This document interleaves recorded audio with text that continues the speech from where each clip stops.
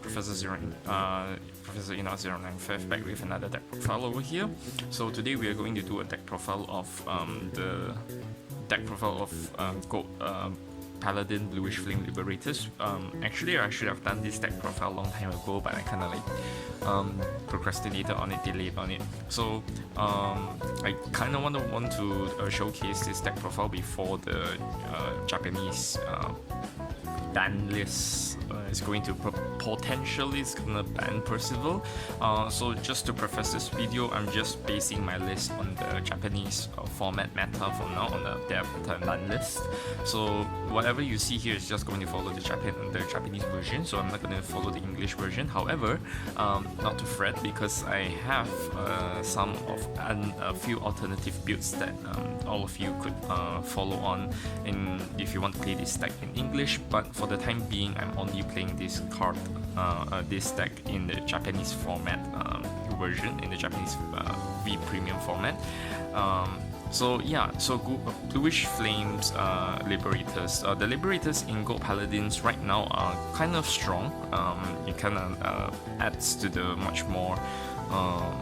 They kind of like moved a lot in this tier, even if Percival is like unlimited into one. So the strong points of this deck is that you can generate a lot of Accel Markers in one turn, in a game, and high powered attacks and multi attacks. Of course, this is an Accel deck, so this is what we could expect. But Prominence Core is just really different, and I could say it's probably on par in the same level as Gugwit as well. Although it's kind of like a short, probably like missed out on some of the places, but still it's a very strong deck as compared to some of the decks like Chrome Jeller, cough cough. Nobody plays him. Well, anyways, this is going to be the deck profile of the Gold Paladins, which is the Bluish Flame Liberator. So without further ado, we're just getting right into it. So first things first, the first great force that I'm playing is Bluish Flame Liberator Prominence Core. So Prominence Core skill is that act Spartan on the Vanguard skill. You counterblast one and you retire one of your rear guards, and you choose and you look at the top 4 cards of your deck and Superior Call 2 of them. If your soul has Bluish Flame Liberator Percival, you may call up to 4 instead of 2. So which is quite nice. So essentially, you just sack one of your rear guards to and potentially gain 4 rear guards, which is kind of nice. So you can just like fill the board immediately with his skill, so which is quite nice. So second skill is that when your rear guard is placed, regardless if it's from your hand or from your deck, during that turn, this unit and that unit and this unit gets a 3k. If the unit you've called with this effect is actually Agloval, then he gets an additional original critical, becomes a crit. So what this means is that any rear guards you call during this turn while Prominence Core is your Vanguard, that means that unit and this unit gets a 3k. Means that if I call 2 rear guards, that one rear guard gets 3k, the other rear guard gets a 3k, and Prominence Core gets a 6k. Another thing to note, and another thing that most people have misinterpreted the skill, the second skill with the critical effect, is that the critical doesn't stack, which means that the ones you call an Agloval, the original critical just gets 2. Okay, it becomes 2. Doesn't like stack. The critical just doesn't stack. So this is really important to note that. So this is going to be the main ace of your Vanguard, which is him, Prominence Core. So moving that aside, we are going to have to play 4 copies of Liberator Holy Shine Dragon. This is Holy Shine Dragon after the V-Clan Collection 05 and 06 makes this deck so much better. Even without Percival in this deck, I think it's already quite good as well. So yeah, this is Holy Shine Dragon. So first skill is that when this unit rides upon a Liberator unit, you may counterblast one and search your deck for up to 1 different named Liberator and write it as ride it as 10.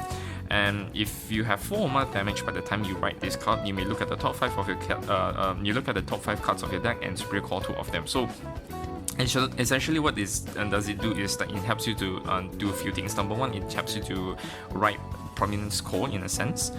So it means that by the time you write this card, you get 1 Accel. And number 2, you can get like 2 Accels already on your first grade 3 turn, so which is kind of nice. And the second best thing about this card is that right now you can probably like Spirit Calling. By the time you have 4 damage, you can start pushing your opponents by Spirit Calling like 2 extra rear guards for you to have the extra multi attacks. So which is quite nice for Prominence Core. Holy Shine Dragon.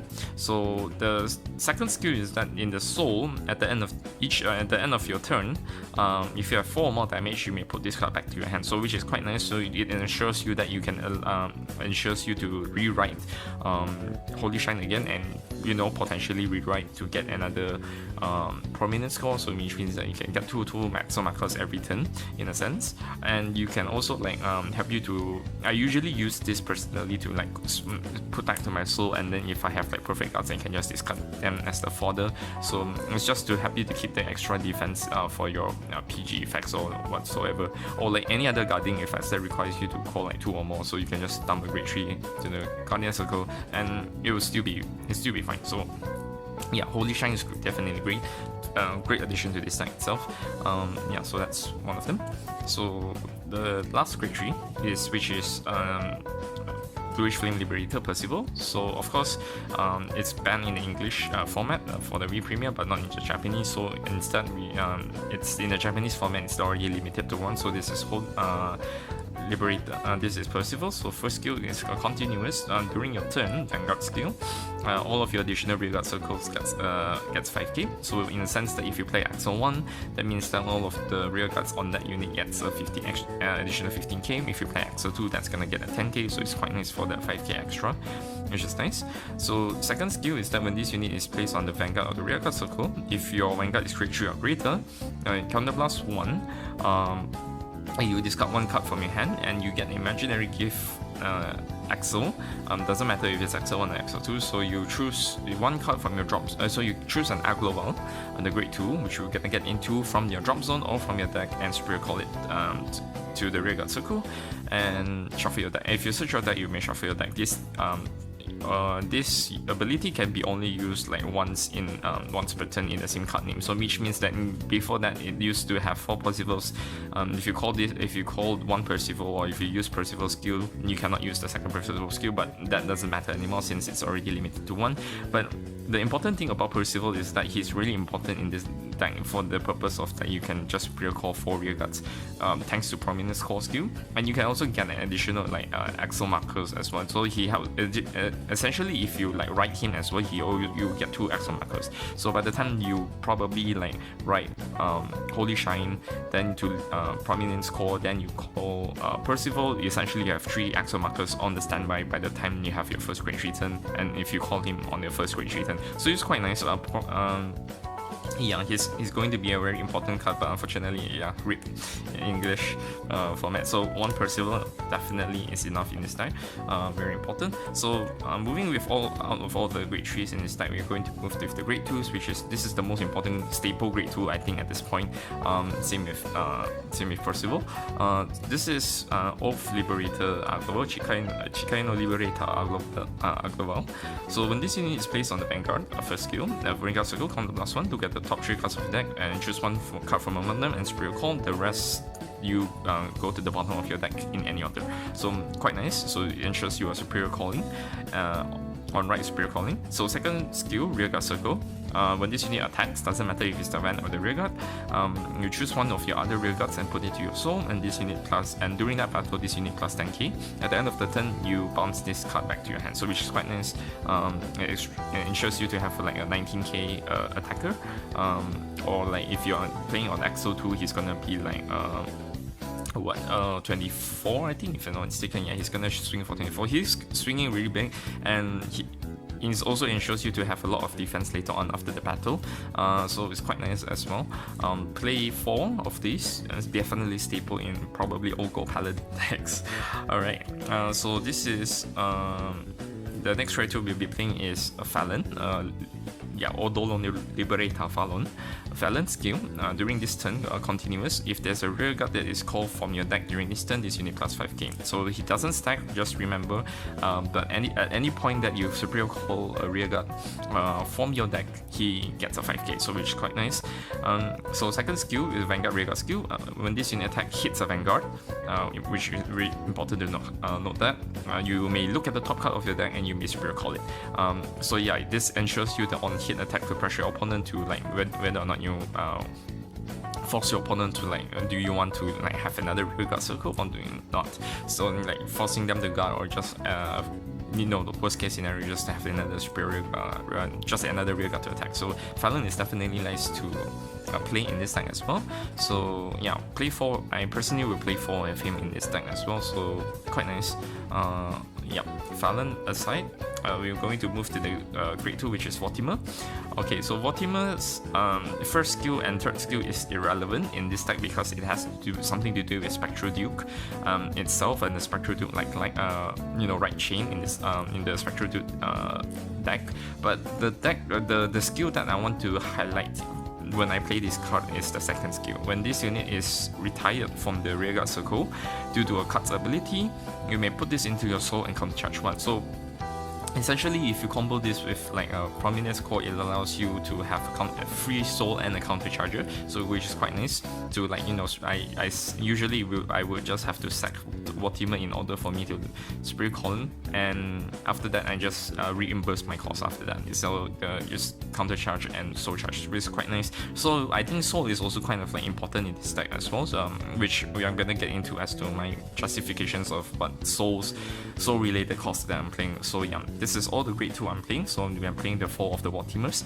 You can play 3 or you can play 2, it's up to you, but I think 4 personally is enough for me in a sense. Alright. So after that, we're going to go with the great ones of this deck, which is the first one is Sickle Liberator, Sick Liberator.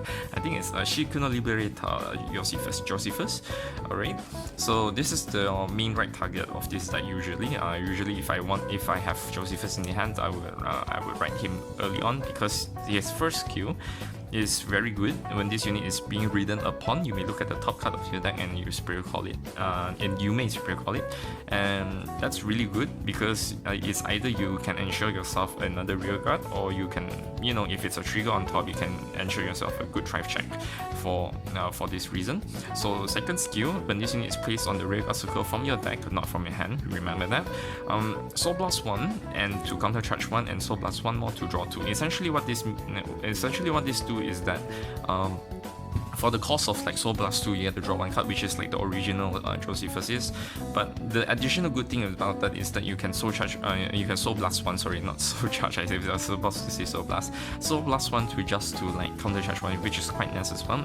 Considering how there's a lot of cards in this deck that counter blasters a lot, like Prominence Core counter blasters, Percival counter blasters, yeah, and Holy Shrine also counter blasters, which is quite nice as well. So yeah, play 4 of Josephus, I will play him, definitely. So the next grade 4 I'll be playing is Gorbadak. Okay, so Gorbadak skill is that when this unit is placed on the Vanguard or rear guard circle from your hand, you may look at the top 5 cards. You look at the top 5 cards of your deck and search for a grade 3 from among them and put it to your hand and shuffle your deck. If you do put a grade 3, you choose 1 card from your hand and discard it. So Gorbadak is really good in order for you to like look for your necessary grade 3s. If you don't have anything in your hand for now, you can also like search for Percival or another Holy Shine, which is quite nice. So the second skill, continuous Vanguard rearguard skill. During this turn, if you have called 2 or more rearguards, and this unit plus 5k, so it's a 13k booster and attacker. So Gorbadak is very stable, very important in this deck as well. Yeah, a lot of cards here are usually stable, but yeah. Alright, so the third great ones I'll be playing is Dindron. So Dindron's skill is that when this unit is placed on the rearguard circle by a card's ability, you may Soul Blast 1 to either draw 1 or to counter charge 1, and this unit class 3k until the end of turn.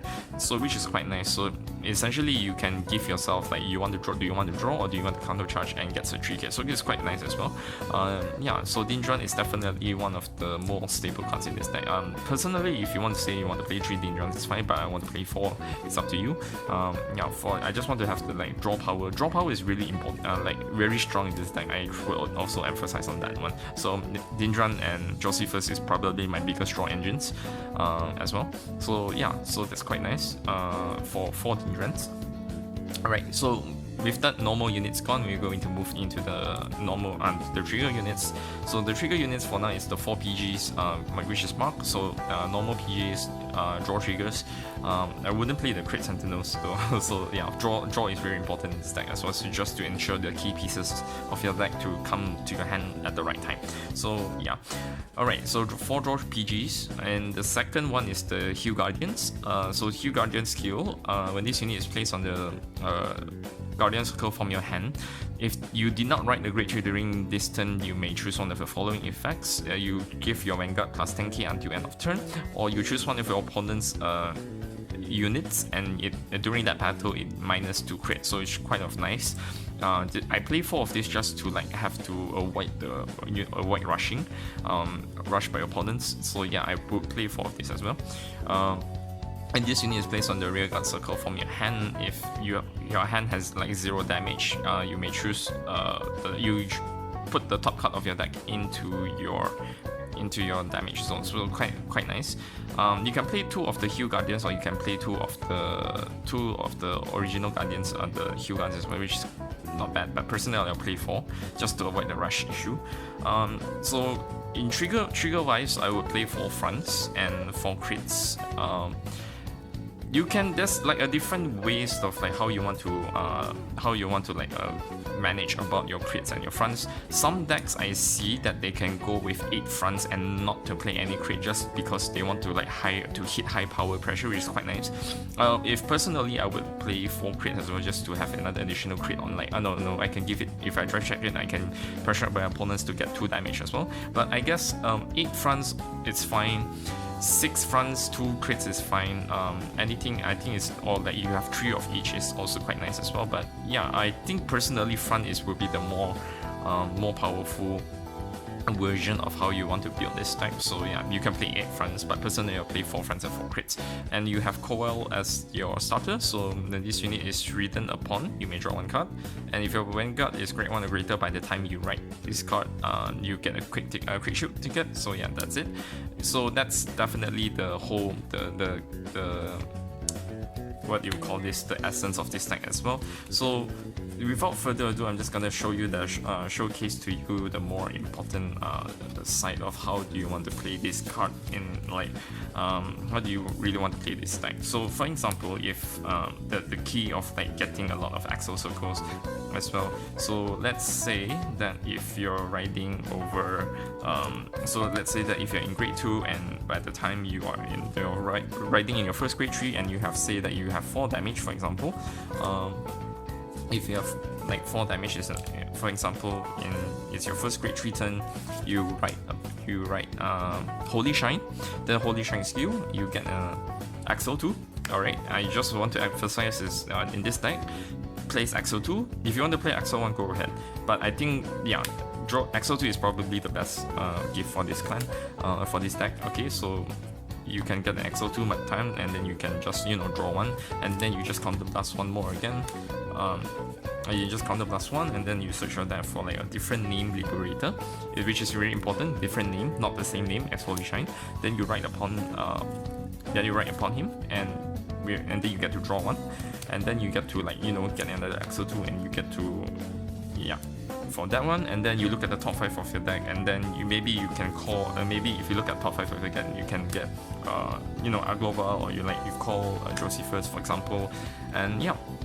So it gets a 3k, and then you shuffle your deck, and then you have like call Percival, and then you Percival, you get to use the skill, counter last one, discard one card from your hand, you choose one card, one Aglovel from your drop zone or from your deck, and you get to Spirit Call to the rearguard circle, which is quite nice. So essentially you can get yourself another additional rearguard, and then probably you might want to, like for example, you need to call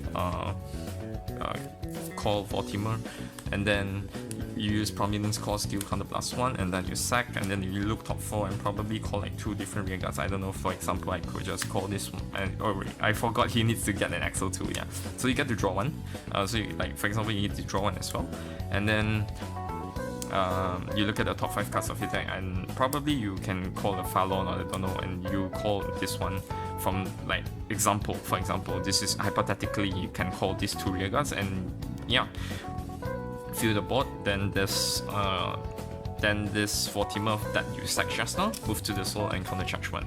So yeah, essentially what you are seeing here is that by the time you write a grade 3 Holy Shine and you can use the skill, you already have 2 Accel Circles thanks to their gifts. And then if you have another Percival in your hand, which is like very important, you know, if you have already in Percival in your hand, you can also like get 3 Accel Markers on the fly, so which is quite good as well. For this deck, and it can pump for very high powers. For like, for example, if I just call another like grade 2, so I essentially in this turn I've called like 1, 2, 3, 4, 5, 6, 7, and 8 for the Vortimer that I've just retired. So 8 times 3 is actually 24, so like Vanguard is already like swinging for like 36k and a double crit, and plus all of these rearguards is going to get a 3k additionally on their own, so it's quite nice. You can swing for big numbers, it's very multi-attack, and it's very pressuring, you know, to kind of pressuring if you to like for your opponent to kind of like face this deck as well. So now that aside, I'm going to show you some of the alternative builds that you can go with if you feel like there's some tweaks that you are not really satisfied with after like watching my deck profile. I know some of you might have questions, but nonetheless, here are some of the alternatives that I can provide to you when you want to play this deck. So first things first, in terms of like grade 3, if like, this is very important for the English players as well, since Percival is not in this. Since Percival is no longer in this format, you can also opt for Max Slash, which is the skill is that on the Vanguard rearguard skill, when this unit attacks, counter +1, you choose one card from your hand and Spirit Call it to the rearguard circle, and during this battle you get another this unit plus 5k, so which is quite nice. So if, let's say for example, Aglovel finish finish attacking, finish attacking, and then you can use the skill, and then you counter +1, and then you bounce back to your like end of battle, he bounce back to your hand, and you can use Max Slash skill, and then you just call another Aglover and swing again, so which is quite nice. So Max Slash is definitely one of the more better option, or say like another option for you to play if you feel like, you know, some of the cards here is like too much for ratios are way too much for you. Max Slash is one of them. So the second card we like also like can give the recommendation to you is to play Sagamo. Sagamo is also a very good card because it can help you to draw and Spirit Call at the same time. So when this unit is placed on the Vanguard rearguard skill, so +1 to draw 1. So which is why I emphasize that there's the soul resource management is kind of like important in this deck. So if you can like you soul +1 and you draw 1 card and you choose 1 card from your hand and Spirit Call it, so which is quite nice. Sagamo, and he also gets an imaginary gift as well. So if you can't write like any of the grade 3s during that turn for whatever reason, you can also get another Accel 2 for this purpose, so which is quite nice. So Sagamo is definitely important as well for this alternative build, I would say. Alright, so the third card I can actually like suggest to you is to play Perrimore. Perrimore skill is that when this unit is first skill is the main phase, like once per turn Vanguard rearguard, counter +1 and choose grade 2 or choose 2 grade 2 or lesser card from your hand and call it and you draw 1. So yeah, it's also like the draw engine as well, and Spirit Calling, same as Sagamo more or less, at the cost of like 1 counter plus. But this, when the second skill is that when this unit is placed on the rearguard or the Guardian Circle, by card effect, remember this unit plus 5k shield and 5k power. So for example, if I use like Sagamore skill and use the skill, and you can call Perimo. Perimo gets a 5k as well, so it's a 14k attacker. Or you can additionally just swing for max slash, and then you just call Perimo, and then he gets another 5k, which is quite nice. So these 3 cards can combo off with each other, along with cards like Dindran or Josie, like Dindran, something like that, because called away card effects ability. So yeah, I wouldn't say it's the elite 4 of the Gold Paladin, but not really. But yeah, that's how you really combo in this deck. You can play Perimo. I used to have 2. I used to play 2 because I felt like I need to make room for the other regards. But I think if you want to play 3 or 2, it's up to you. It's according to your preference. Alright, so the third grade 2s, the third grade 2, that's the 4th card. Alright, the 4th card I'll be playing is Berengaria. When this unit is placed by card's ability on the rear guard circle, you may perform one of the following actions. You either counter blast 1 to soul blast 1. You either counter blast 1 to soul charge 1, or you just soul blast 1 to counter charge 1. Again, if you felt that if you have too much soul, you can use Berengaria to just counter charge a lot in case if you have less counter blast to use with, or if you felt like you need a soul to draw for Dindran and Josephus, is quite nice as well. But in the terms of in my experience of playing her in this card, I never actually used the first skill. I just used her second skill just for the counter charging issues. I used to play 4 of her actually. Yeah, I actually used to play 4 of her before. Yeah, but I felt like Vortimer would be a much more better option, because by the time you retire Vortimer, he gets a free counter charge and a soul charge. So it's the same thing with what Berengaria does, only it's only that it just needs to perform one of the following actions. But yeah, I think Berengaria can be considered to be playing in this deck as well, depending on your situation or depending on your preference. And the last card I'll be also introducing to you is Cloudwing Dragon. I think Cloudwing is such a I would say underrated, but because most lists I've seen that not many people actually play this. So the skill is that when this unit Vanguard Rearguard skill works on works on them, when your other unit is placed, doesn't matter if it's on the Vanguard circle or on the Rearguard circle, during this unit gets 5k, right? And it's also Guardians as well. It also will work on Guardian circle. So if, for example, if during my guard step I guard with 1 card, he gets a 5k. So it's quite nice. But attacking, well, during your turn, you can probably call up to 4 or 5 rear guards. If I say, for example, if I call 5 rear guards, that's 25k. 5 times 5 is 25, so he's got a 30k as well. On the Accel 2, he's a 35k attacker, which is really big, very strong card as well. Most people will play 3 or play 2, but Cloudwing Dragon is also one of the alternative cards that you can tag into this deck. Personally, I've never actually tested it myself, but I felt like I can go beyond this and beyond my build. But for now, I felt like actually I did with Berengaria and Sagamore and Perimo, but I've never put Cloudwing Dragon. But I've seen decks and I've seen players at my locals who use this deck, and honestly, it's quite nice. Yeah. So you can just use an experiment with whatever cards you need, with whatever builds that you're really satisfied with, and that's all. That's all this deck has to offer to you, in a sense. So yeah, so final thoughts on this deck. Okay, so if you really love Gold Paladins and you are really like the idea of Bluish Flame Liberators during the Legion era, if you really missed back the days of how it's really busted back then, Prominence Core will also do the same thing. Liberators right now in the current meta is, I wouldn't say it's weak, I think it's already quite strong already. If say I think it's already a tier 1 or tier 2, top of tier 2, in the middle of tier 1. So yeah, it's quite nice. Tier A, tier B deck, so it's quite nice. Probably tier A, I would say. It's a tier A deck for me personally. Maybe you will think otherwise, but yeah, I think this will be the best Gold Paladin, one of the Gold best budget. I think it's budget as well, because I got this deck for fairly cheap as well. So it's also one of the better quote-unquote budget options for you if you don't want to get Gurgit, because Gurgit is very expensive right now.